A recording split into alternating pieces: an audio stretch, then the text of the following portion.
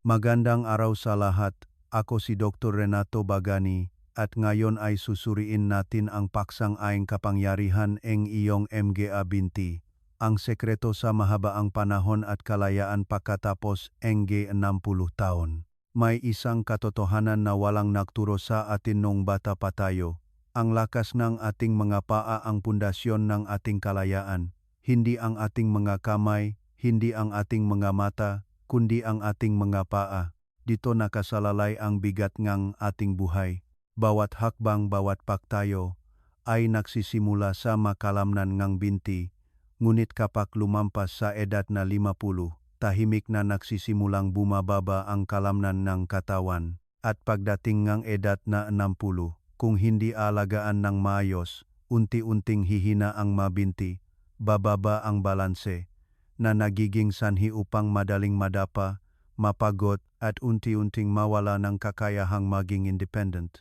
Sa Pilipinas, maraming senior citizens ang naospital araw-araw dahil sa pagkadapa dulot ng mahinang kalamnan ng binti. At ang malungkot na bagay ay pagkatapos ng bawat pagkadapa, hindi lamang balingang buto ang nangyayari, kundi ang pagkawalang paniniwala na muli silang makakalakad ng normal. Ngunit narito ako upang sabihin na maaari ninyong muling makuha ang lakas na iyon. Hindi kailangan ng gamot, hindi kailangan ng gym, hindi kailangan ng mahigpit na dieta. Isang kasong ang isang ginang na si Aling Nena, 65 taong gulang, isang retiradong guro na punong enerhiya sa Cebu. Araw-araw siyang umaakyat sa entablado, ngunit bigla siyang maagang nagretiro dahil sa matinding sakit ng tuhod. Sa simula, akalang lahat ay dahil lang sa edad, ngunit siya ang unang tumutol sa pahayag na iyon. Sa pagiging matiyaga at tamang gabay sa nutrisyon, binago ni Aling Nena ang kanyang dieta, nagsimula sa isang simpleng mangkok nilagang gulay dagat tuwing umaga. At ang resulta pagkatapos ng 2 buwan ay ikinagulat ng buong pamilya.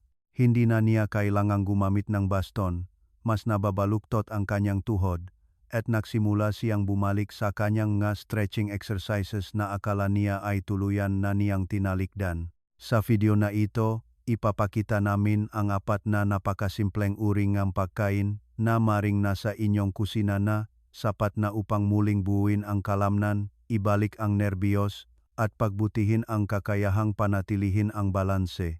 Ang lahat ay napatunayan ng internasyonal na pananaliksik at sinamahan ng matotoong kwento ng mga Pilipino.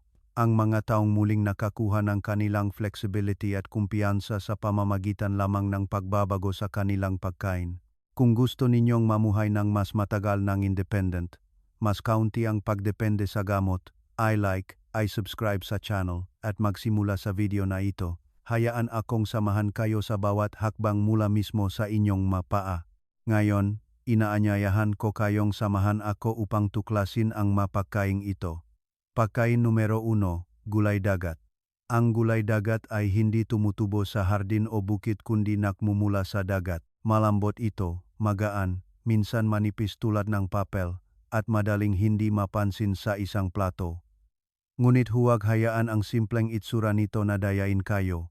Ang halaman sa ilalim ng dagat na ito ay nagtatago ng hindi kapanipaniwalang kapangyarihan sa pagpapanumbalik ng kasukasuan at pagre-regenerate ng buto, na maaaring humina na sa paglipas ng mataon.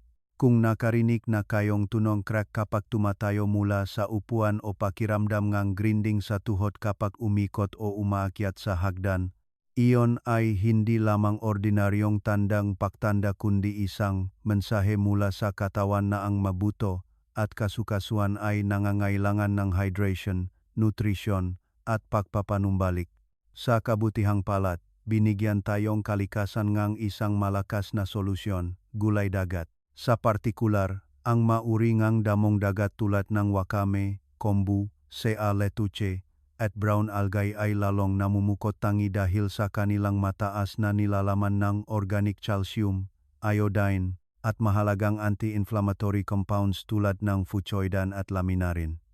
Hindi lamang ito ordinaryong nutrients, gumaganap silang maraming mahalagang papel, nagpapalakas ng istrukturang buto, nagpapaginhawa sa namamaga o matigas na kasukasuan, nagpoprotekta sa kartilage mula sa pinsala at sumusuporta sa katawan na gumawa ng synovial fluid, ang lubricant sa pagitan ng mga kasukasuan na tumutulong sa maayos at walang sakit na paggalaw.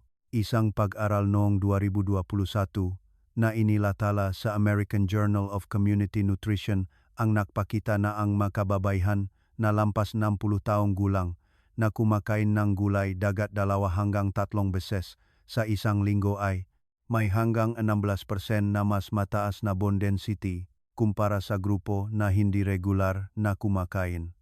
At hindi lamang ito istatistika kundi napakahalaga sa yuktong ito ngang buhay. Isang maliit na pagkadapa ay maaring magdulot ng malubhang baling buto, lalo na sa balakang, at lubhang makaapekto sa kakayahang maging independent, kalidad ng buhay at moral. Naalala ko ang isa sa mga pinaka nakaka-inspire na kaso.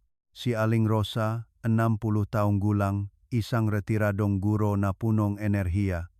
Sa kasamaang palad, isang talamak na pinsala sa tuhod dahil sa arthritis ang nagpilit sa kanya na huminto sa pagtuturo. Sa panahon ngang pagaling, hindi lamang umasa sa gamot o ehersisyo kundi sinuri din niya ng mabuti ang kanyang dieta.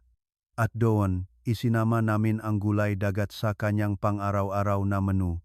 Inirerekomenda ng doktor ang mga pagkain tulad ng mainit na miso soup na may wakame at tofu, malutong na salad ng damong dagat na hinaluan ng light vinegar, o nori sheets sa rice rolls, o bilang side dish.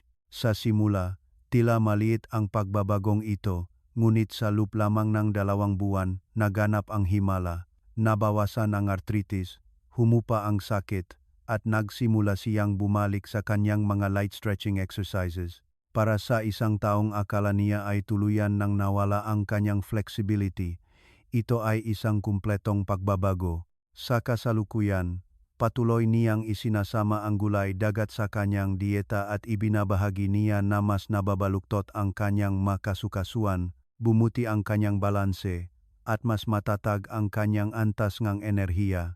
Ang magandang balita ay hindi ninyo kailangang baguhin ang buong dieta upang makuha ang mga benepisyong ito. Sapat na ang pagdaragdang gulay dagat 2 hanggang 3 beses sa isang linggo upang makita ang kapansin-pansing pagpapabuti. Maari ninyong gamitin ang gulay dagat sa maraming paraan. Magdagdag ngang wakame sa masopas, budburan ng pinatuyong gulay dagat sa salad, o gamitin ang nori sheets upang balutin ang gulay, kanin, o lean protein para sa isang magaan ngunit masustansyang merienda. Ito ay isang maliit na ugali ngunit nagdudulot ng malaking epekto. At narito ang isang tip sa kusina upang lalo pang mapalakas ang bisa. Kapag naglulutong sa bawang gulay dagat, magdagdag ng ilang hiwang sariwang luya at isang patak ng sesame oil. Hindi lamang ito nagpapabuti sa lasa, ngunit pinapataas din ng halo na ito ang pagsipsip ng calcium at pinapainit ang digestive system, isang napakahalagang bagay para sa mga matatanda dahil ang panunaw ay kadalasang mas sensitibo o mas mabagal sa pagtanda. Kaya, huwag maliitin ang abang halaman dagat na ito.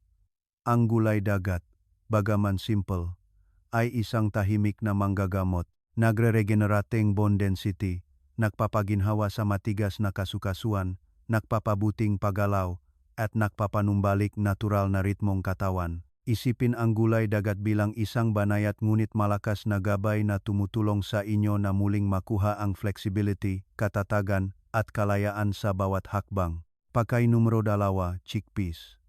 Kadalasan, ang mapakaing tila ordinaryo ay nagbibigay ng pinakamalakas at pinakamatagal na benepisyo. Isa sa mga nakatagong hiyas na iyon ay ang chickpeas. Ang maliliit na bilog na dilaw na butil na ito, na tinatawag ding garbanzo beans, ay kadalasang tahimik na nakalagay sa mga istante ng kusina, nakakalimutan ng marami. Ngunit ang ito ay isa sa mapinakamahusay na natural na pagkain upang may balik at mapanatili ang lakas ngang mabinti, lalo na habang tumatanda. Ang chickpeas ay mayaman sa plant-based protein, isang mahalagang nutrient upang mapanatili ang malusog, matatag, at maayos na suportang makalamnan. Kapag lumampas sa edad na 50, ang katawan ay nagsisimulang mawalan ng muscle mass sa mas mabilis na bilis. Ang prosesong ito ay tinatawag na sarcopenia o age-related muscle atrophy na maaring magpahina sa mga binti, magpababa ngang balansa, at magpataas ngang panganib ngang pagkadapa. Ang pagsasama ngang chickpeas sa inyong lingguhang menu ay makakatulong na pabagalin ang pagkawala ngang kalamnan, kaya nagiging mas malakas at mas matatag ang mga binti, ngunit hindi lang iyon. Ang chickpeas ay mayaman din sa magnesium, iron, at vitamin B6. Ang mga mahahalagang mikronutrient na ito ay tumutulong sa mas mahusay na pag-andar ng kalamnan, binabawasan ang pagkapagod, at sumusuporta sa nervous system na magpadala ng tumpak na signal sa mga kalamnan na tumutulong sa muscle group na gumana ng maayos. Kapag nagtutulungan ang magnesium at vitamin B10, nakakatulong sila na mabawasan ang cramps, muscle stiffness, at ang pakiramdam ng bigat sa mga binti na madalas nararanasan ng maraming matatanda. Isang pag-aral noong 2019 mula sa University of Manila ang nagpakita na ang matatanda na kumakain ng chickpeas 3 beses sa isang linggo ay nawalan ng 22% na mas counting muscle mass kumpara sa mga hindi regular na kumakain ng ganitong uri ng butil. Hindi lang ito isang numero, ito ay isang simple, practical, at madaling gamiting paraan upang mapanatili ninyong flexible, autonomous, at kumpiyansa ang inyong katawan kapag gumagalaw. At ang resultang ito ay hindi lamang nasa papel kundi isang katotohanan na napatunayan sa libu-libong kaso. Ang mabenepisyong ito ay totoo at nararamdaman ng maraming tao sa kanilang pang-araw-araw na buhay. Naalala ko pa ang isang pasyente, si Mang Tony, 60 taong gulang, nakatira sa Iloilo.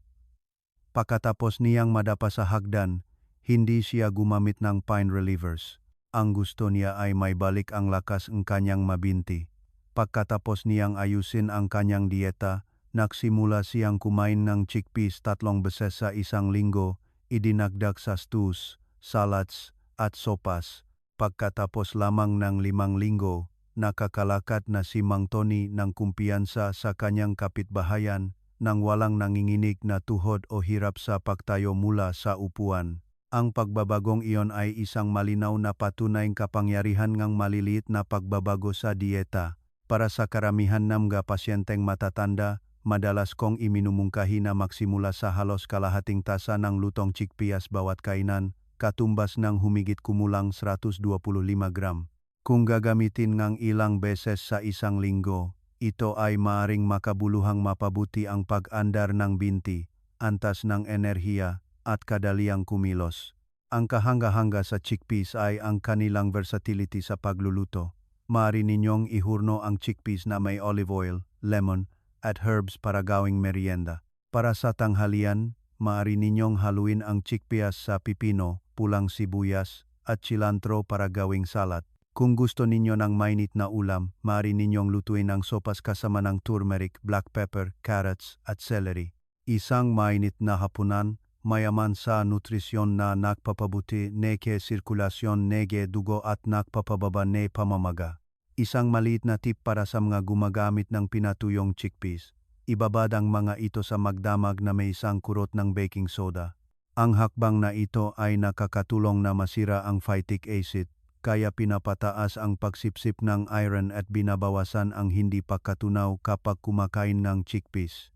Lalo itong kapaki-pakinabang para sa mga matatanda na madaling makaramdam ng bloating, hirap sa panunaw, o pagkahilo dahil sa kakulangan ng iron o mahinang pagsipsip. Ang isang simpleng hakbang tulad nito ay maaring gumawa ng malaking pagkakaiba sa kung paano ginagamit ng inyong katawan ang mga nutrisyon. Kapag isinama ninyo ang chickpeas sa inyong dietang ilang beses sa isang linggo, hindi lamang kayo nagdaragdang lasa sa inyong pagkain kundi bumubuo din ng mas malakas na mga binti, mas mahusay na balanse, at isang mas malusok na kinabukasan. Pagkain numero 3, avocado. At kapag hindi na masakit ang mapaa tuwing umaga, mapapansin ninyo na minsan ang pagaling ay nagsisimula sa pinakasimpleng regalo, ngunit hindi pa tayo tapos. sapagkat ang huling pagkain ito ay hindi nagmumula sa karagatan o sa malalim na kagubatan kundi tahimik na tumutubo sa puno.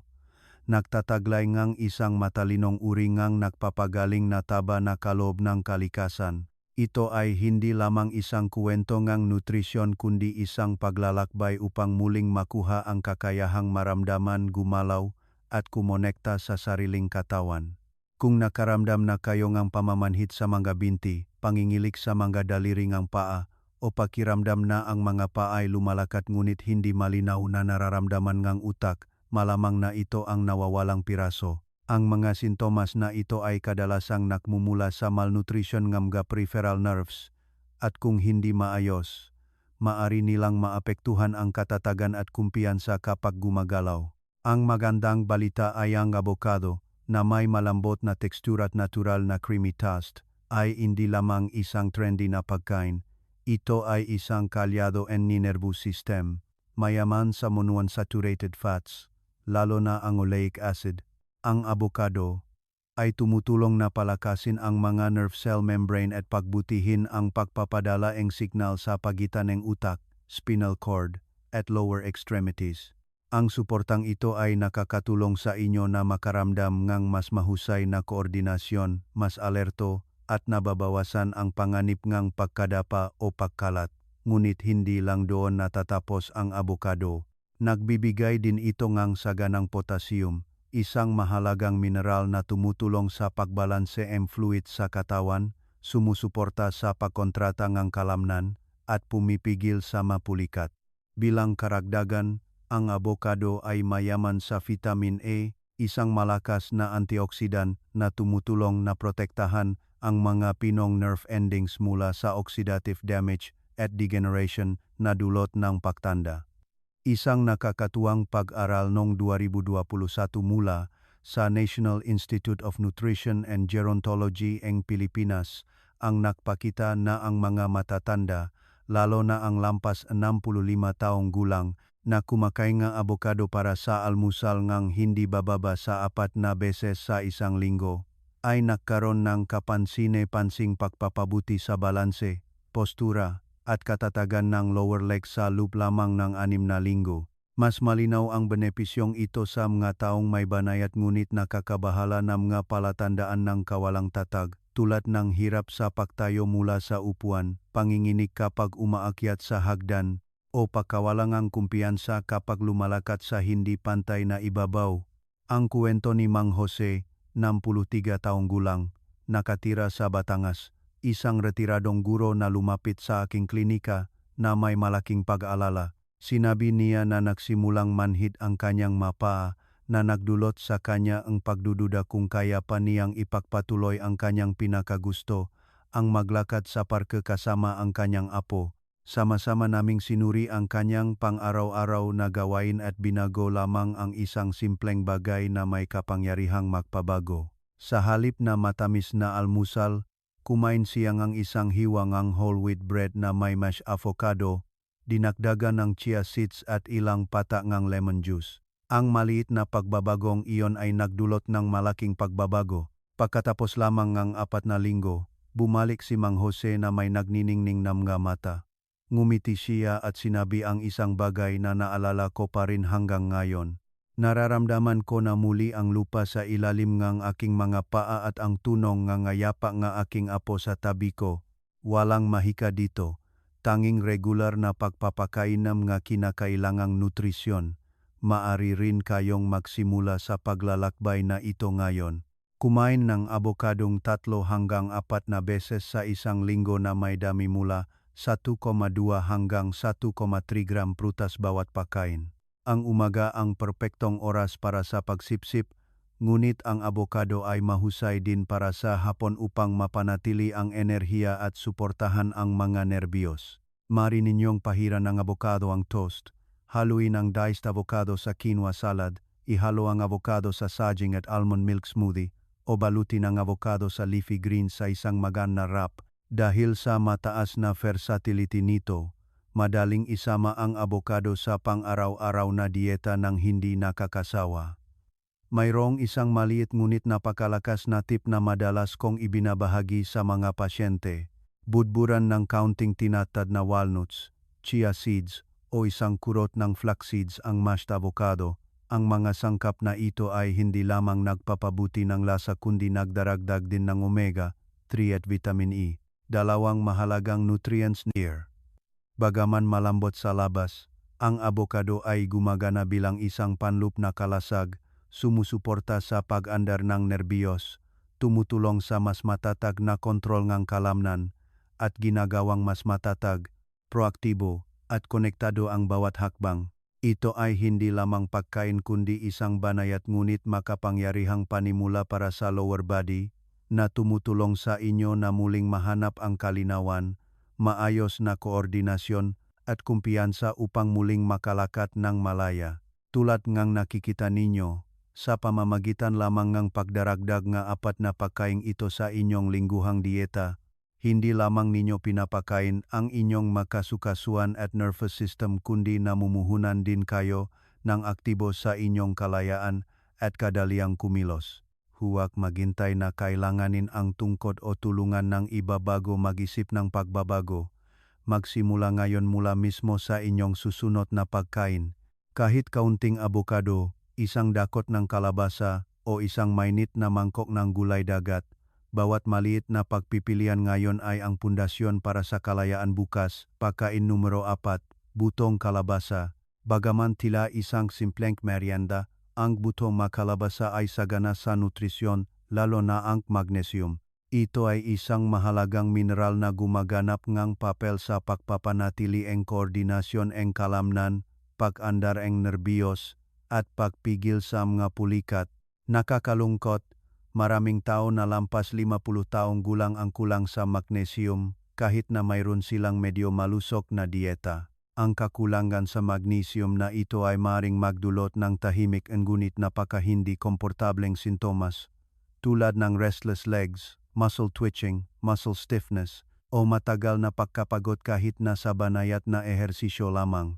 Gayunpaman, ang buto na kalabasa ay hindi lamang nagbibigay ng magnesium, mayaman din sila sa zinc, malusog na taba, at antioxidants. Ang masustansyang ito ay nakakatulong na mabawasan ang pamamagang kasukasuan at protektahan ang kartilage, lalo na kapag ipakinabang para sa mga may matigas na kasukasuan, masakit na tuhod, o kailangang tumayo ng matagal sa isang araw.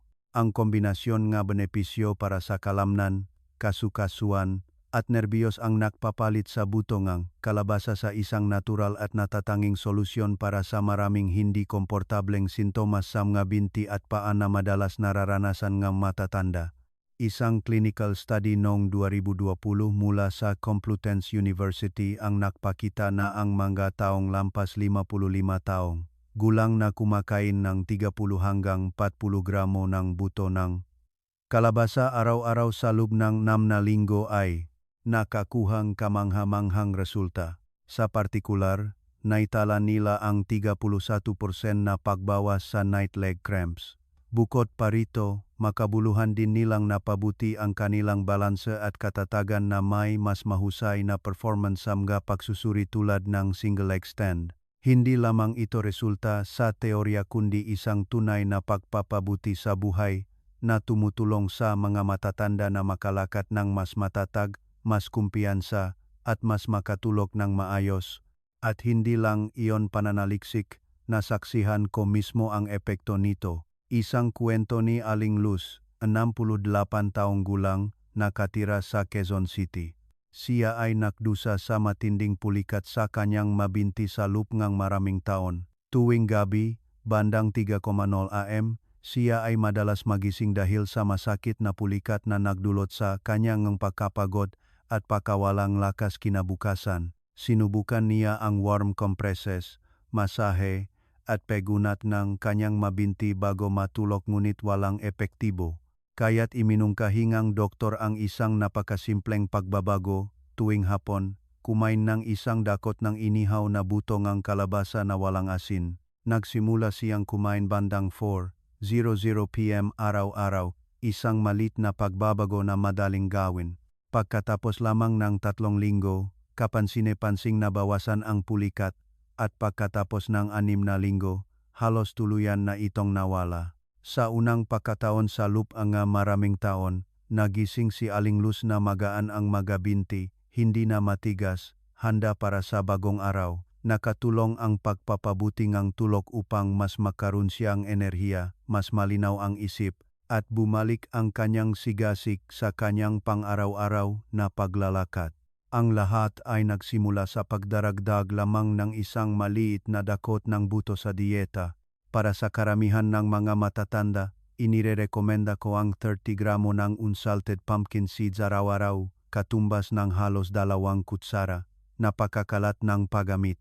Maaari ninyong budburan sa mainit na oatmeal, haluin sa salad, o idagdag sa steamed vegetables para sa dagdag na crunch at nutritional value. Maaari rin kayong kumain direkta, bahagyang inihaw, bahagyang mainit, malasa, at napakabuti para sa inyong kalusugan. Mayroong isang maliit na tip tungkol sa oras ng pagkain na gumagawa ng kapansin-napansing pagkakaiba. Subukang kumain ng butong kalabasa sa pagitan ng 3:00 at 5:00 p.m. Ang time frame na ito ay nagbibigay sa katawan ng sapat na oras upang sumipsip ng magnesium at balansehin ang nervous system bago matulog.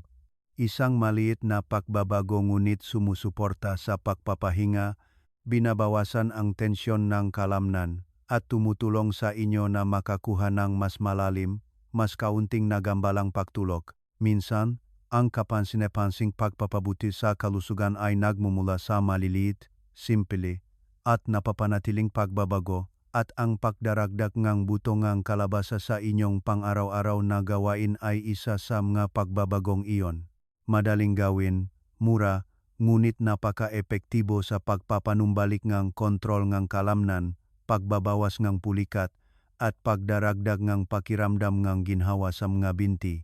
Ang maliliit na butil na ito ay maaring ang hinahanap ng inyong mapa at ng inyong pagtulog. Pagkatapos ng edad na 60, maraming tao ang nag-isip na kailangan nilang mamuhay na may mahihinang binti, pagkawalang balanse, o paulit-ulit na sakit. Ngunit hindi iyon ang kapalaran. Iyon ay bunga ng kakulangan ng tamang nutrisyon, at sa kabutihang palad, ito ay ganap na mababago. Sa pamamagitan ng video na ito, malinaw ninyong nakita na sa pagdaragdag lamang ng gulay dagat 2 hanggang 3 beses sa isang linggo, chickpeas sa pangunahing pagkain, abokado para sa almusal o hapon, at isang dakot ng butong ng kalabasa araw-araw, binibigyan ninyo ang inyong katawan ng isang kombinasyon ng pagaling, anti-inflammatory, muscle building, nerve nourishing, at sleep stabilizing nutrients.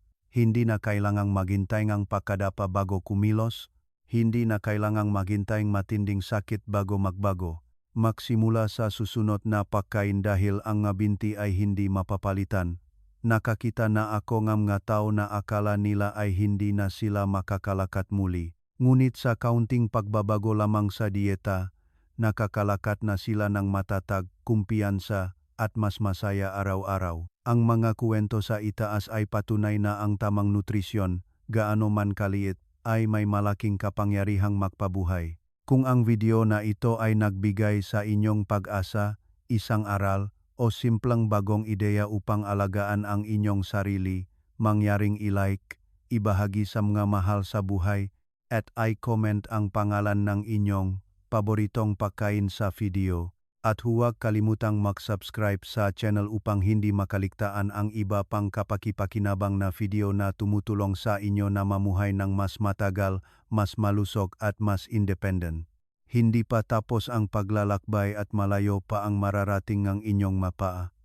Magsimula lamang ngayon. Ngayon, inaanyayahan ko kayong lumipat sa ikalawang bahagi. Bago magsimula, hayaan ninyong ipadala ko sa inyo ang aking mapagbatingang kapayapaan, kalusugan, at maraming mahimbing na pagtulog dahil walang mas mahalaga kaysa sa isang malinaw na isip sa isang matatag na katawan. Ngayon, pag-uusapan natin ang calcium, isang nutrient na tila pamilyar ngunit puno ng maling akala. Malamang narinig na ninyo, para sa malakas na buto, uminom ng gatas. Ngunit ang katotohanan ay hindi ganun kasimple. May mauminom ng gatas araw-araw ngunit mayroon pa ring osteoporosis, habang may hindi uminom ng gatas ngunit malakas pa rin, naglalakad ng walang baston hanggang 80 taong gulang. Bakit may ganitong pagkakaiba? Dahil bukod sa gatas, maraming simpleng, murang pagkain ang mas mayaman sa calcium kaysa sa gatas, mas madaling makuha, hindi nagdudulot ng bloating, at lalo na angkop para sa mga matatanda. Tutulungan kayo ng video na ito na suriin muli ang lahat ng inaakala nating alam na. At kung makita ninyong kapaki-pakinabang ang nilalaman, mangyaring i-click ang subscribe button at i-turn on ang notification bell upang hindi makaligtaan ang mahalagang kaalaman sa kalusugan araw-araw. Upang hindi na kayo maghintay pa, simulan natin ang bagong paglalakbay ngayon. Palakasin ang buto, patatagin ang tuhod, mamuhay ng masaya araw-araw. Gatas, isang pagkain na madalas sinasabing mabuti para sa buto.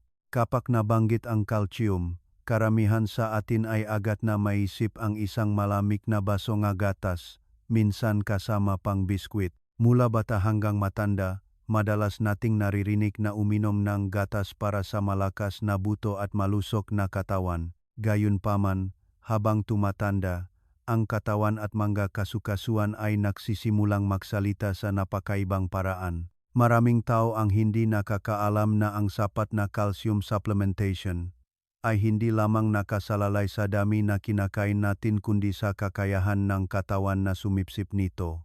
At sa kasamaang palad, ang natural na kakayahang ito ay unti-unting bumababa sa pagtanda. Ang calcium ay hindi lamang may papel sa pagpigil sa osteoporosis o malutong na buto. Ambag din ito sa pagpapanatili ng matatag na andar ng nervous system at kalamnan, kasama na ang puso, nagre-regulate ng mga hormone, at tumutulong sa utak na kumonekta ng maayos sa katawan. Hayaan ninyong ikuwento ko sa inyo ang tungkol kay Aling Fe, ang aking dating kapitbahay. Siya ay 68 taong gulang ngayong taon, maliksi, masigla at mahilig mag-ehersisyo. Ngunit noong nakaraang taglamig, nadulas siya sa labas ng kanyang bahay at nabali ang kanyang pulso. Sinabi niya sa akin, akala ko tama ang lahat ng ginagawa ko, umiinom ako ng gatas araw-araw, ngunit ang resulta ng laboratorio ay nagpakita na ang antas ng calcium sa aking katawan ay mababa pa rin. Lumabas na ang problema ay hindi lamang sa pag-inom niyang gatas. Ipinaliwanag ng doktor na naugnay din ito sa kanyang pangkalahatang dieta at higit sa lahat, sa kung paano sinisipsip ngang kanyang katawan ang calcium. Isang karaniwang pagkakamali ang pag-isip na para sa malakas na buto, kailangan lang uminom gatas. Sa katunayan, ang calcium ay matatagpuan sa maraming iba't ibang pagkain, mas marami pa at mas madaling makuha. Ang magandang balita, para sa mga hindi nakakagatas o gustong iwasan ang mga produkto nga hayop, maraming iba pang mapagkukunan ngang calcium na puro halaman, madaling hanapin, madaling kainin, at mas madaling matunaw. Kung akala ninyo dati na ang calcium ay nasa gatas lamang, kung gayon ang mga susunod na ibabahagi ay tiyak na magugulat sa inyo. Chia seeds, isang maliit na butil ngunit may malaking epekto sa kalusugan ng buto. Ang maliliit na chia seeds ay isang higante sa pagsuporta sa malakas na buto. Tila hindi ka panipaniwala kapag sinabi ngang isang tao na ang isang maliit na dakot lamang ngang maliliit na buto na ito ay makakatulong na palakasin ang inyong mabuto, ngunit ito ay isa sa pinakamalalakas na natural na mapagkukunan ngang calcium. Tama, ito ang chia seeds na marahil ay ibinubudbot ninyo sa inyong smoothie o inihahalo sa inyong overnight oats. Sa 100 gram lamang ng chia seeds, makakapagbigay ito ngang higit sa 600 mg calcium, ngunit hindi lang iyon, naglalaman din ito ng plant-based protein, fiber para sa mas mahusay na panunaw, at omega-3s upang protektahan ang puso at utak. Ang dami ngang calcium na ito ay mas mataas pa sa karamihan ng maproduktong gatas. Ang tunay na nagpapabukod tangi sa chia seeds ay ang kanilang kakayahang umangkop at pagiging banayad sa digestive system, isang bagay na lalong mahalaga habang tayo ay tumatanda. Ang chia seeds ay isang mahusay na pagpipilian para sa mga madalas makaramdam ngang bloating kapag umiinom ngang gatas o unti-unting lumilipat sa isang plant-based na dieta. Nag-iisip kayo kung paano gamitin ang chia seeds ng tama? Narito ang isang napakasimpleng paraan. Gumawa ngang overnight chia seed pudding. Pahaluin lamang ang isang tasa ng almond milk o gatas na gusto ninyo, 2 kutsaritang chia seeds, at kaunting pulot o cinnamon powder. Ilagay sa refrigerator ng magdamag. Kinabukasan, makakaroon kayo ngang malambot, masarap, at napakayamang kalsiyum na almusal. Isang manonot namin na nagngangalang Mang Roger, 72 taong gulang ngayong taon, pagkatapos manood ng nakaraang video, ay sumulat upang ibahagi na nagsimula siyang magdagdag chia seeds sa kanyang pangumagang yogurt. At pagkatapos lamang ng 3 buwan, inihayag ng kanyang doktor na bumuti ang kanyang bone density. Ito ba ay ganap na dahil sa chia seeds? Marahil hindi ganap, ngunit malinaw na malaki ang naging kontribusyon nito. Ang mahalaga ay ang ilang maliliit na pagbabago lamang sa dieta, tulad ng pagdaragdag ng chia seeds, ay maaring gumawang malaking pagkakaiba, lalo na sa kalusugan ng buto at kasukasuan. Kung interesado kayo sa maliliit ngunit makapangyarihang pagkain na tulad nito, hintayin ninyo kung ano ang susunod. Maaring nakatikim na kayo nito dahil sa masarap nitong lasa at crispy texture. Ito ay walang iba kundi ang almonds. Ang maliliit, malutong na buto na ito ay hindi lamang masarap kundi mayaman din sa nutrisyon. Sa 100 gram lamang ng almonds, makakakuha na ang katawan ng humigit kumulang 260 gram ng calcium, isang malaking halaga upang matugunan ang pangaraw-araw na pangangailangan ng calcium. Ngunit hindi lang calcium ang hatid nga almonds, ito ay isang mahusay na pinakmumulan ng magnesium, isang mineral na tumutulong sa katawan na sumipsip at gumamit ng calcium ng mas epektibo. Ang almonds ay mayroon ding vitamin E, isang malakas na antioksidan na tumutulong na protektahan ang mga cell at healthy fats na mabuti para sa puso. Ang kagandahan ay ang calcium at magnesium ay gumagana ng pinakamahusay kapag magkasama. Ang calcium ay tumutulong sa pagbuo ng istruktura ng buto, habang ang magnesium ay tumutulong sa calcium na mapunta sa tamang lugar, sa mabuto, sa halip na maipon sa mga daluyan ng dugo. Halimbawa, si Ginang Maria, 65 taong gulang, ay isang miyembro ng ating komunidad. Nagsimula siyang maglagay ng maliit na garapon ng almonds sa kitchen counter. Tuwing hapon, sa halip na kumain ng matamis na pastry, pipiliin niya ang isang dakot ng almonds. Hindi lamang niya naramdaman na mas masigla siya, napansin din niya na mas malakas ang kanyang mabuto at mas matigas ang kanyang makuko. At ang pinakamagandang bahagi ay napakadaling isama ang almonds sa pang-araw-araw na dieta. Maari ninyo itong kainin ng direkta bilang merienda, ihalo sa yogurt o salad, ipahit ang almond butter sa tinapay, o gumawang sariling almond milk sa bahay. Magugulat kayo kung gaano kadali itong isama sa inyong mapakain. Hindi tulad ng maraming calcium supplements, ang almonds ay nagbibigay ng isang kombinasyon ng natural na nutrisyon, mga nutrisyon na talagang alam ng katawan kung paano gamitin. At sa pagbanggit ng merienda at mani, may isa pang maliit na mandirigma na nasa kusina ninyo na maaring nakalimutan ninyo. Iyan ay ang maliit ngunit masustansyang sesame seeds. Parehong buong sesame seeds at tiny sesame paste ay mayaman sa calcium at maraming benepisyo para sa sistema energy buto. Maaring nakita na ninyo ang mga ito na binudburan sa sushi rolls o hamburger buns. Ngunit alam ba ninyo na ang 100 gram ng sesame seeds ay naglalaman ng humigit kumulang 1,000 mg calcium, halos 4 na beses ang dami ng calcium na nasa gatas? Nakakagulat para sa isang maliit na buto, hindi ba? Ngunit ang sesame seeds ay hindi lamang nagbibigay ng calcium. Naglalaman din silang zinc na tumutulong sa bone regeneration, magnesium at phosphorus, dalawang mahahalagang mineral upang mapanatili ang lakas ng sistema ng buto, kasama ang mga healthy fats na nakatulong na mabawasan ang pamamaga at sumusuporta sa kalusugan ng kasukasuan. Ang isa sa mga pinakamagandang bagay tungkol sa sesame seeds ay napakadaling isama sa pang-araw-araw na pagkain. Hindi kailangan ng masalimuot na resipe o komplikadong paghahanda. Kailangan lang ninyong budburan ang mga ito sa salad, inihaw na gulay, sopas o kanin o gumamit ng tahini, isang creamy sesame pasta na napakapopular sa Middle Eastern at Mediterranean cuisine. Maaari ninyo ring ihalo ang sesame seeds sa tinapay o mga inihaw na inihanda sa bahay. Naalala ko ang pagbisita sa isang kaibigan sa Maynila ilang taon na ang nakakaraan.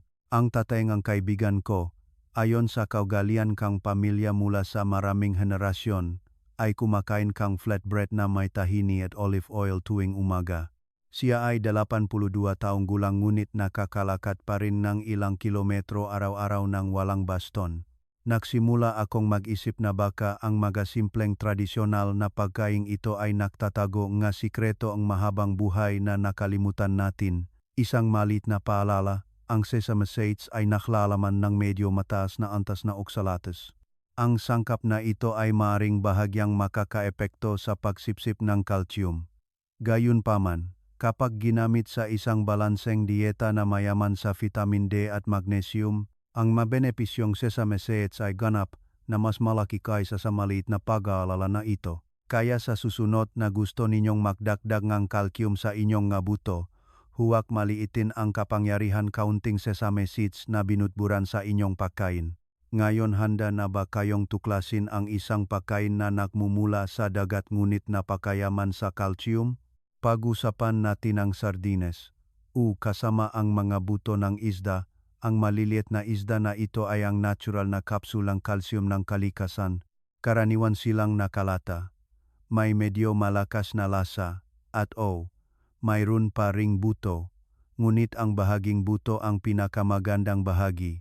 Isa sa mga pinakamahusay na pinagmumulan ng calcium ngang hayop ay ang sardinas, lalo na kapag kinakain kasama ang nga buto.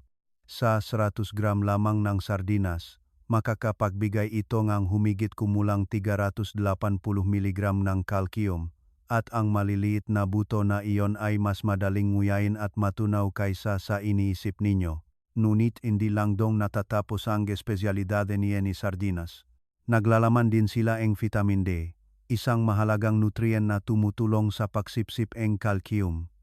Omega-3 fatty acids na sumusuporta sa puso at utak, nagpapababa ng pamamaga, kasama ang isang mataas na kalidad na pinakmumulan ng protina na napakahalaga upang mapanatili ang muscle mass habang tumatanda. Mayroong isang bagay na hindi alam ng lahat. Kung ang katawan ay kulang sa vitamin D, ang pagdaragdag ng calcium ay minsan nagiging sanhi upang maipon ang calcium sa maling lugar tulad ng sa mga daluyan ng dugo. Ito ang dahilan kung bakit itinuturing na mahusay ang sardinas dahil naglalaman ang maito ng calcium at vitamin D sa isang maliit na pagkain na tumutulong sa katawan na iproseso ito ng epektibo ng walang pag-alala. Ang aking tiyuhin, si Mang Juan, na lampas 70 taong gulang na ngayon, ay dating ayaw sa sardinas. Hanggang sa isang araw, pinayuhan siyang kanyang kardiologis na kumain ng sardinas para sa benepisyo sa puso. Nagpasya siyang subukan ang dinurok na sardinas, ipinahid sa tinapay, at dinagdagan ng kaunting lemon juice. Ngayon, kumakain siya nito tuwing linggo at sinabing mas malakas ang pakiramdam niya. Kung hindi kayo sanay sa lasang sardinas na direktang kinakain, maaari kayong sumubok ng ibang paraan. Idagdag sa tomato sauce na kasamang pasta, gumawang sardinas salad na may mustasa at sariwang herbs, o ihain kasama ng crackers at ilang hiwangang pipino para sa isang magaan at nakakapreskong tanghalian. Ang maliliit na isda na ito ay tunay na kayamanan sa kalusugan, kapwa ang laman at buto ay kapaki-pakinabang. Ngayon, lumipat tayo sa isa pang hindi gaanong makapangyarihang karakter, tofu, lalo na ang calcium-rich tofu. Kung naghahanap kayo ng plant-based, versatile, at calcium-rich na pagkain, hindi na kailangang lumayo. Ang tofu na ginawa gamit ang calcium coagulant ay isang vegan superfood na maaring alam na ninyo ngunit hindi pa ganap na napapakinabangan. Mahalagang tandaan na hindi lahat ng tofu ay pare-pareho sa nilalaman ng calcium.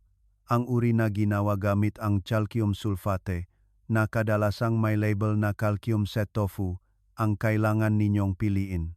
Sa 100 gram lamang ng ganitong uri ng tofu, nagbibigay ito ng humigit kumulang 350 mg calcium, katumbas ng 1 baso ng gatas ngunit ganap na plant-based at walang kolesterol. Bakit mahalaga ito? Dahil habang tumatanda, marami sa atin ang nagiging mas sensitibo sa mga produktong atas. Dahil man sa lactose intolerance, hirap sa panunaw, o simpleng gusto lang na mas magaan at malinis na pagkain, ang tofu ay isang banayad at masustansyang kapalit na napakamakatuwiran. Huwag hayaan ang malambot na itsurang tofu na dayain kayo. Ito ay tunay na isang nutritional champion. Ang tofu ay napakabuti sa pagpapanatili ng lean muscle mass at naglalaman ng mataas na antas ng plant-based protein. Kapag inihanda ng tama, ang tofu ay isa ring natural na pinakmumulan ng mga mineral tulad ng iron, magnesium, at calcium. Kilala ang tofu sa pagiging versatile nito kaya marahil ay nagtataka kayo kung paano ito gamitin.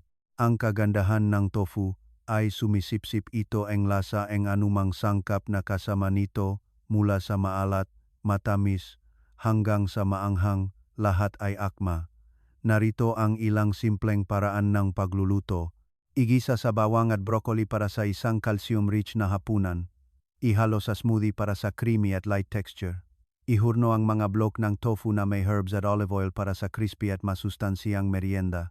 Nakilala ko si Ginang Ana Reyes, isang retiradong nurse na lampas 60 taong gulang. Lumipat siya sa tofu pagkatapos siyang babalaan ng doktor na tumataas ang kanyang cholesterol level. Hindi ko inakala na magugustuhan ko ang tofu, sabi niya, ngunit ngayon ay hinahanap-hanap ko na ito araw-araw. Mula noon, kinumpirma ng doktor na matatag ang kanyang kalusugan at hindi na siya bumalik sa dati niyang gawi sa pagkain. Kapag pinili ninyo ang tamang uri ng tofu, hindi lang ninyo hinahanap ang kapalit ng karne kundi pinapalakas ninyo ang inyong mabuto, pinapatatag, at sinusuportahan araw-araw. Ngayon, pumunta tayo sa hardin upang tuklasin ang isang uri ng berdeng gulay na may nakakagulat na nilalaman ng calcium.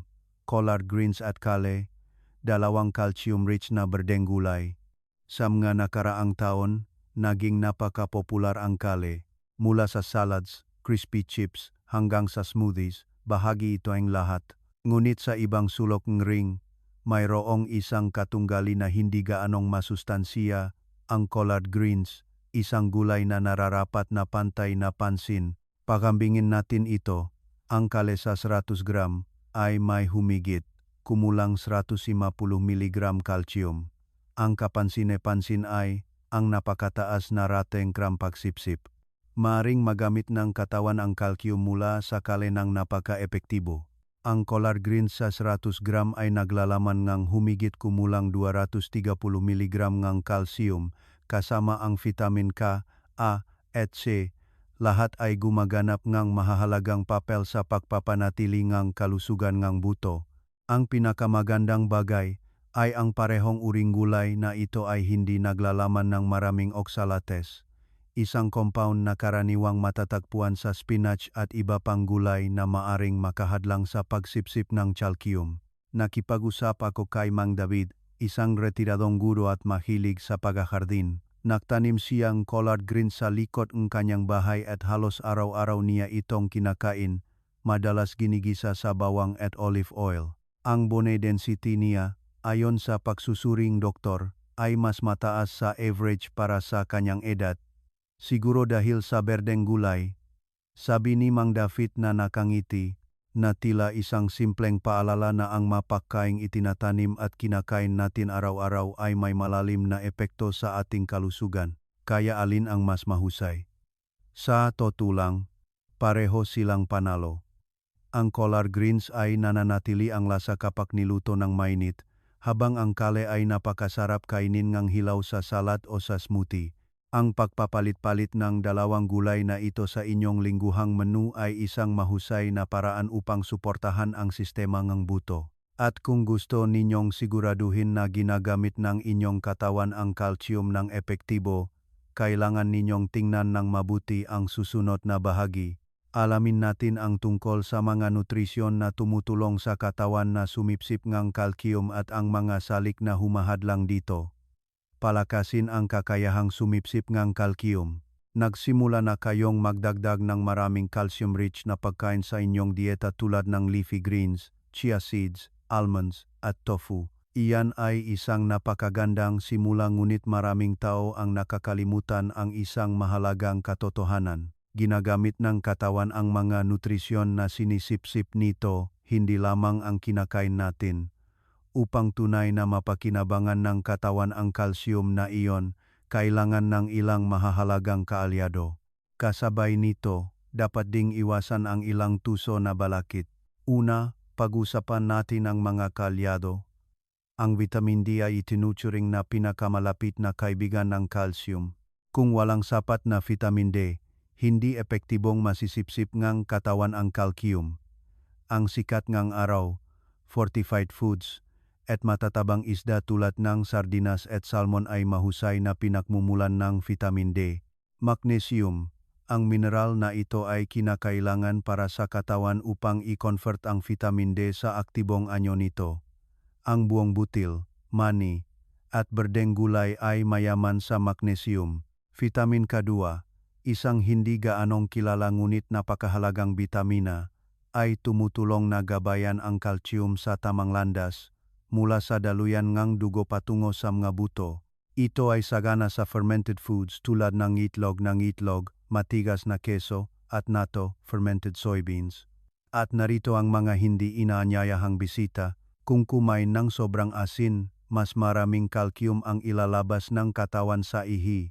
Ang pag-inom ng tisaa at kape ay dapat na may katamtaman dahil ang sobrang kafina ay maaring bahagyang makabawas sa kakayahan ng pagsipsip ng calcium. Ang mga gulay tulad ng beet greens, rhubarb, at spinach ay naglalaman ng oxalates, mga compound na maaring pagsamahin sa calcium at makahadlang sa pagsipsip.